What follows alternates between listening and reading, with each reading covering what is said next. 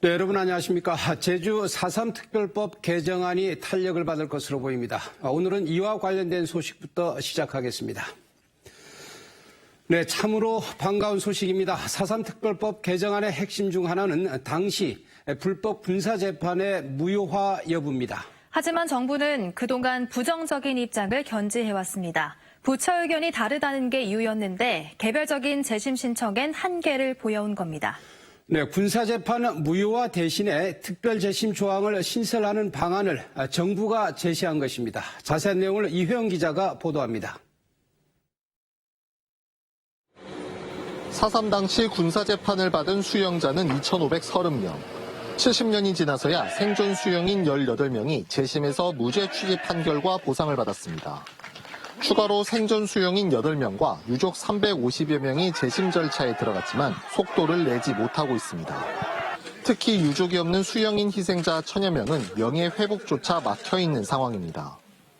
그래서 4.3 특별법 개정안은 명예회복을 위해 당시 불법 군사재판을 무효화해야 한다는 내용이 포함됐습니다. 하지만 정부는 법 체계상 불가능하다는 입장을 보여왔습니다. 21대 국회 첫 국정감사에서 4.3 특별법 개정안 문제가 도마에 올랐습니다. 대표 발의한 오영훈 의원은 지금처럼 개별적인 재심만으론 희생자 명예회복이 어렵다며 정부가 대안을 내놔야 한다고 지적했습니다. 진영 행정안전부 장관은 법 개정 방향을 재판 무효화가 아닌 일괄 재심 신청으로 우회하는 방법이 있다고 말해 눈길을 끌었습니다.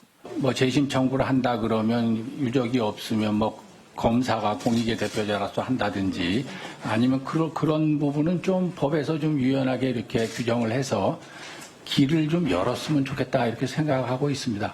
위원회가 예를 들어서 그렇게 청구를 할 수도 있다 이런. 예, 그렇게 이제 법을 만들면 가능하지 않을까 이런 생각이 듭니다. 네, 좋습니다. 그럼. 오 의원은 4.3 진상규명 명예회복위원회나 검사가 일괄 재심을 청구할 수 있도록 법 개정이 된다면 군사재판 문제 해결의 실마리가 될 수 있다고 평가했습니다.